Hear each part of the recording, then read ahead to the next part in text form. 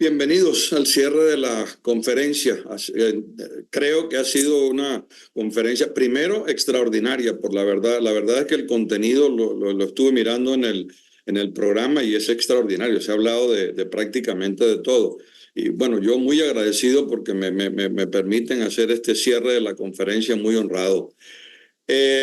Después de apreciar toda la extensa cobertura de esta conferencia, había pensado que era imposible añadir nada, pero después de meditarlo, creo que hay un aspecto que merece ser destacado, no tanto por lo que he oído de la conferencia, sino por la experiencia que tengo en estos temas.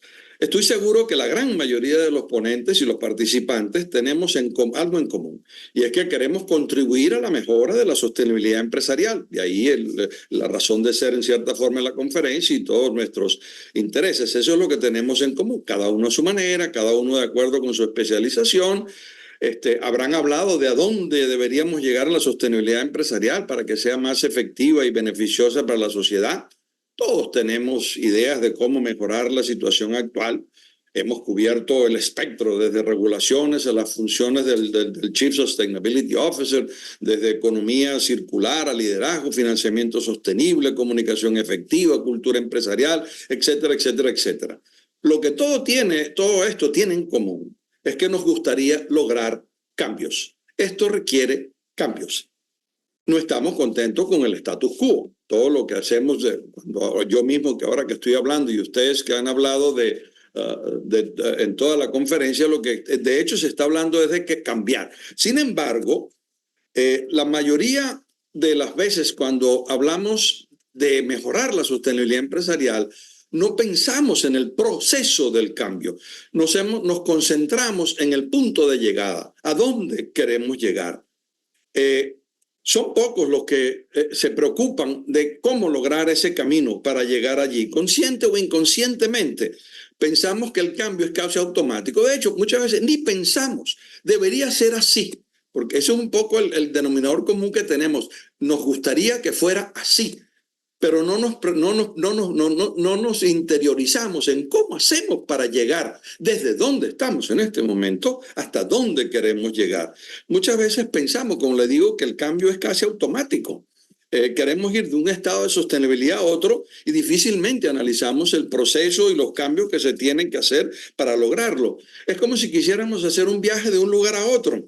Nos concentramos en el destino, estamos ilusionados con llegar, ya estamos pensando en lo que vamos a disfrutar cuando lleguemos al lugar, pero ninguno de nosotros se iría en uno de estos. Bueno, lo hacemos, pero lamentablemente no deberíamos sin haber buscado cuál es el camino, cuáles son los medios posibles de transporte, cuál es la velocidad posible en cada uno de ellos, dónde está lo más seguro, cuáles son las características de las vías, los posibles obstáculos que encontramos en el camino, cómo vencerlos, rutas alternativas en caso de que haya alguna complicación, recursos necesarios que tenemos que llevar, dinero, cartas de crédito, etcétera, etcétera. Pero cuando nosotros vemos esto en los cambios de la sostenibilidad, no pensamos en estas cosas, solamente pensamos, mira, estoy aquí y quisiera ir a este otro lugar, quisiera lograr este otro punto, me encantaría estar en el hotel bañándome en la playa, pero tenemos que considerar todo el proceso. Entonces, de cómo ir de un estado a otro, de un estado de la sostenibilidad a otro, que tenemos que considerar 6 factores. El punto de partida, muchas veces pensamos que lo conocemos, pero no necesariamente es así. El trayecto, o sea, el contexto en el cual ese cambio va a ocurrir, los obstáculos a vencer, los recursos necesarios para hacerlo, la velocidad con la cual lo podemos hacer y el destino, vale decir a dónde queremos llegar, vale decir la profundidad del cambio. Entonces, el objetivo que queremos lograr no puede ignorar el trayecto, pero la ambición por lograr el objetivo suele nublar la vista muchas veces y en muchas actividades cotidianas se parte del objetivo a alcanzar y se ignoran o se subestiman, sobre todo se subestiman las dificultades para llegar. Y es muy común en el caso de la sostenibilidad empresarial de que estamos apurados. Queremos aprovechar de que ahora la cosa está en cierto momento, ha ido adquiriendo cierto impulso, tiene cierta inercia y queremos llegar lo más rápido posible, hacer los mayores cambios posibles para poder lograr ese otro el punto de llegada donde queremos, el óptimo, no el óptimo, pero el ideal que buscaríamos en cierta forma.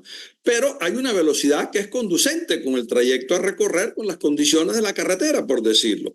Los promotores de la sostenibilidad, yo incluido, promovemos un ideal, muchas veces sin considerar que el punto de partida a veces no permite llegar a ese ideal.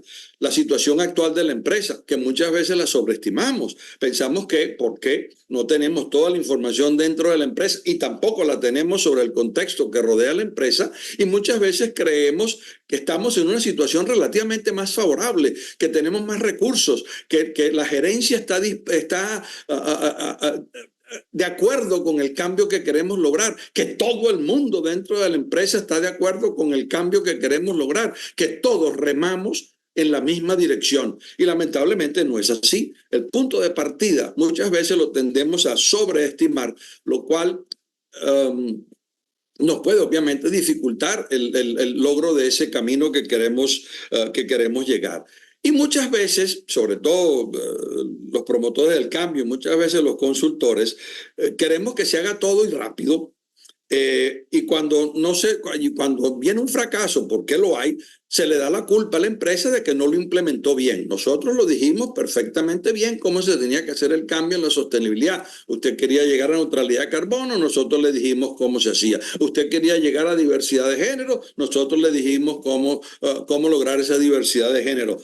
Pero muchas veces, si queremos llegar muy lejos y muy rápido, no es que no pasa nada. No es que el fracaso no tiene costo, el fracaso tiene un costo elevadísimo y es el que conduce a la frustración y al abandono de los esfuerzos. Esto ocurre muchísimo, sobre todo en las pymes. En las empresas más grandes pues tienen una idea, una visión relativamente más amplia de todo esto y están probablemente más preparados. Pero muchas veces los consultores les recomendamos a las pymes que hagan una cantidad de cosas que no tienen los recursos para hacerlo. Muchas veces recomendamos cambios de la sostenibilidad empresarial cuando la cultura de la empresa no es conducente a lograr esos cambios. Y lo mismo sucede con los reguladores. Los reguladores, en especial los europeos, que en realidad los seguimos mucho en América Latina y obviamente en España, pues han sacado un vendaval de regulaciones, la taxonomía, las estrategias, los estándares, marcos para el reporte, regulaciones de los fondos y calificadoras de inversiones sostenibles, protección del consumidor, y todo con una obsesión de lograr el ideal lo antes posible. No vaya a ser que alguien se nos atraviese y no... Pero lo que sucede muchas veces es que se subestima la capacidad de la institución, la capacidad, en este caso, de la población en general o del grupo empresarial, de que se va a lograr. Y, por ejemplo, en el caso que muchos de ustedes deben conocer, el caso que tuvieron que echar para atrás, que afortunadamente sí se aprobó, que es el caso de la diligencia de vida, la directriz de diligencia de vida. La directriz de diligencia de vida es un caso muy dramático, o muy ilustrativo, más que dramático, muy ilustrativo de un camino que querían recorrer muy rápido y llegar muy lejos. Les voy a hablar un poquito más adelante sobre cuál fue el problema de eso, pero es ilustrativo. Queremos llegar muy rápido, muy lejos, y muchas veces pues tenemos oposiciones. No es que no debemos tener ambición, por Dios que tenemos que tener ambición para lograrlo. No es que uno se va a contentar con menos. No, tenemos que tener ambición, pero esa ambición debe ser adecuada, debe ser consona con el contexto en el cual se opera. El contexto es sumamente importante. Los árboles muchas veces nos impiden ver el bosque. Estamos concentrados y abrumados por la tarea que tenemos a mano, que no levantamos la vista para ver todo lo que hay. Tenemos un sesgo en cierta forma, que es cuando queremos lograr algo, tenemos un enfoque del problema. Nos concentramos en cuál es el problema. Entonces tenemos una visión relativamente sesgada, no sesgada, estrecha de qué es lo que hay que hacer. No nos levantamos para ver cuál es el bosque, no nos levantamos para ver todo el entorno, no nos levantamos para ver cuáles son las opiniones de los dirigentes, cuáles son los recursos gerenciales que tenemos, cuál puede ser la oposición, cuáles son la posición de los reguladores, etcétera, etcétera. Tenemos que pasar de un enfoque de problema, si queremos el cambio en la sostenibilidad empresarial, tenemos que pasar de un enfoque de problema a un enfoque de contexto. Se debe ampliar la mira, no solo para ver a dónde se quiere llegar, que es lo que suele hacerse, sino cómo, cuándo y cuál es la factibilidad de alcanzar el objetivo, el punto de llegada. A lo mejor hay que cambiar inclusive la idea de tener un elevado impacto, como fue el caso de la directiva de la diligencia de vida. A veces tendremos, una vez que analizamos ese contexto, podemos llegar a ver que con toda nuestra ilusión y con todo lo que nos gustaría ver, el punto de llegada está muy lejos. El punto de llegada no es factible con el cochecito que tenemos. No es compatible con la velocidad a la cual podemos llegar. No es compatible con los recursos que tenemos. Entonces, a veces tenemos que tener una visión un poquito menos que el ideal, lo cual es muy difícil. Que los promotores que queremos el cambio en la sostenibilidad, es muy difícil que digamos, no, tomémoslo un poco más con calma, vayamos a una velocidad menor, pero sí logremos alguna parte del objetivo. No, queremos ir con todo y corremos el riesgo de estrellarnos en esa carretera, ya sea por falta de recursos, ya sea por los obstáculos que nos van a poner. Y, por ejemplo, pongo un ejemplo de todo esto. No comprarías un apartamento analizando con cuidado su costo, configuración, facilidades de la construcción, sin analizar además los vecinos del edificio, el vecindario, lo que pasa de día, lo que pasa de noche en el entorno, sin conocer la calidad y distancia a las escuelas, sin ver cómo sería el tráfico para ir de tu casa al trabajo. Bueno, si todavía vas al trabajo, si no trabajas desde tu casa, no basta con analizar el apartamento si tiene el número de habitaciones que necesito. ¿Quieres analizar todo esto? No te vayan a sorprender después con que resulta que para ir de tu casa al trabajo te va a tardar mucho más tiempo, porque eso es el contexto. El apartamento era resolver el problema, era comprarnos el apartamento para ir a vivir, pero para verlo, para hacerlo, tenemos que ver no solamente ese punto de llegada, sino el contexto en el cual todo esto está operando. Y sobre el punto de llegada, también creo que es muy importante tener la idea clara de qué es lo que queremos lograr, porque muchas veces nos basta con llegar, pero el cambio tiene que ser sostenible. No puede ser que al llegar se nos convierta en reversible, que como consecuencia de otras regulaciones, como consecuencia de oposiciones que tenemos dentro de la misma empresa, porque una cosa que sí tenemos que recordar perfectamente, bueno, perfecta, pero tenemos que recordar seguro, es de que todo cambio tiene ganadores y perdedores. No hay vuelta. Y los perdedores se suelen oponer a cualquiera de esos cambios. Y lo más interesante de esto, que ya lo dijo Maquiavelo por allá por el 1520 y tantos, es de que los enemigos son tangibles, están identificados y saben lo que pierden. Pero los amigos que tú tienes son potenciales, no los conocen, no saben lo que pueden ganar. Ergo, es prácticamente el cambio, hablando un poco exageradamente, es un partido perdido. Porque los enemigos están mucho más preparados que tú para sabotearte el cambio que los enemigos. Entonces, lo que quiero decir con esto, no es que vamos a abandonar nada, sino por favor, sepas cuáles son tus enemigos, sepan lo que les duele, sepas algunos mecanismos compensatorios que tienes que darle, que les tienes que informar muy precisamente de lo que pretendes lograr, cómo lo pretendes lograr y por qué lo pretendes lograr, y obviamente tratar de obtener la colaboración de esos enemigos y eventualmente mostrarles que después del cambio en esta sostenibilidad van a tener algunas ventajas. Recuerdo cuando yo trabajaba en el banco, teníamos un gran esfuerzo por el tema de diversidad de género. Bueno, había una gran cantidad de hombres que no les gustaba para nada el tema de la diversidad de género, porque muchos de los concursos para nombrar un jefe de división o un gerente partían del sesgo de que querían una mujer. Y cuando los hombres candidatos se daban cuenta o lo sabían que partían de cierta desventaja, pues saboteaban como en la medida de lo posible. Entonces, no quiero decir que la solución es sencilla, no lo es. Lo que quiero decir es que tenemos que tener en cuenta de que cada cambio va a tener muchos enemigos, son conocidos, saben quiénes son, saben lo que pierden, y los amigos que tiene, pues son menos, en general son menos, los que se benefician suelen ser menos, y los beneficios son para ellos menos tangibles, porque son hipotéticos, porque el cambio todavía no ha ocurrido. En tanto, para los que pierden, sí saben lo que pierden, porque saben lo que tienen. Entonces, tenemos que tener mucho cuidado con todo este contexto, y ese es básicamente el mensaje que quiero dar, que sí, tenemos que promover todos estos cambios, pero tenemos que tener en cuenta toda esta serie de consideraciones: el trayecto a recorrer, los recursos que tenemos, la cultura de la organización, todo el contexto sobre todo en el cual estamos operando.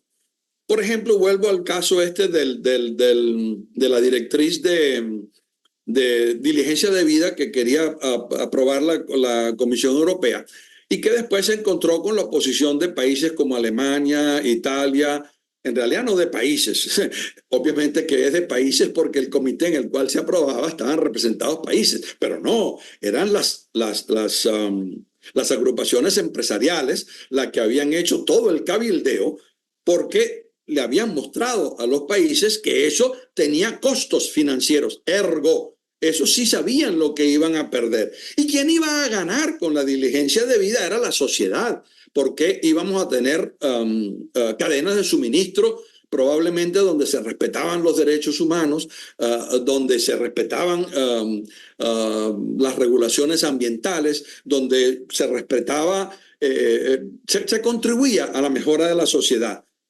Pero quienes eran afectados eran visibles, quienes eran beneficiados eran intangibles, era la sociedad.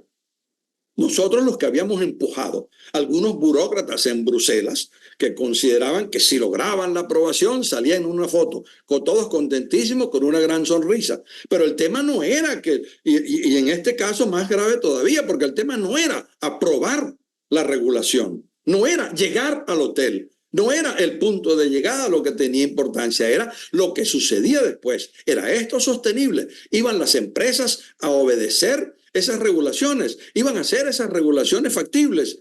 Bueno, resultó que con los reclamos o para lograr la aprobación, algunos dirán que chantaje. Puede ser. Lo que hicieron fue los enemigos ejercieron su poder.